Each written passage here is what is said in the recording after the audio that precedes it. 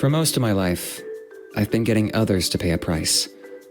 Then the Pyro Archon used the Ode of Resurrection to bring me back from the Night Kingdom, and suddenly, I was the one paying the price. Only then did I finally understand it from both sides. To the stronger party, the price is a bargaining chip, and to the weaker party, it's a sign of what's at stake. What matters is whether you have the courage to make the gamble. I've taken jobs from her before. She offered to pay me to act as a battle advisor, and the Mora was good, so I accepted. After working with her a few times, though, I noticed she's not exactly a pushover. When I pressed her about it, she eventually admitted that battle advisor was just code for mentoring Kachina in wilderness survival. So, a battle against nature, then. I'd probably just call that life. Anyway, that business is concluded, and I now have 2 new acquaintances. I saw a job posting about her once. Some lowlifes from her tribe got jealous that she'd received an ancient name, and basically tried to order a hit on our Saurian companion. They paid the price. I made sure of that. I've seen how she handles her work. Our methods of conflict resolution are quite different. I tend to get one party to shut up, but she silences both. By the time they wake up in their sickbeds, they have nothing further to say, because they've forgotten whatever it was they were fighting about.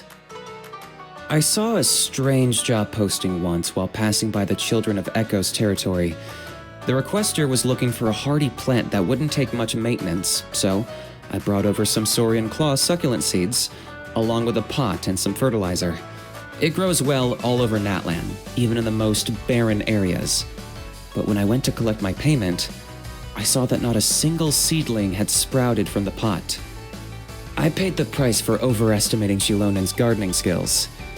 This was one of the few failed jobs on my record. I've taken jobs from her before. More of a long-term collaboration, really. She makes fitness meals for her personal training students, with everything measured out to the exact calorie. To keep this up, she needs a steady supply of fruits that meet her strict quality standards and size requirements. A single bruise or bug bite, and she'll reject the entire batch. Most people find this impossible to work with, but I've got a good eye for these things.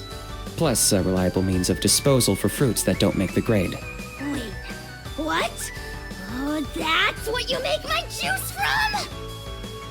As you can probably guess, I've taken jobs from her before.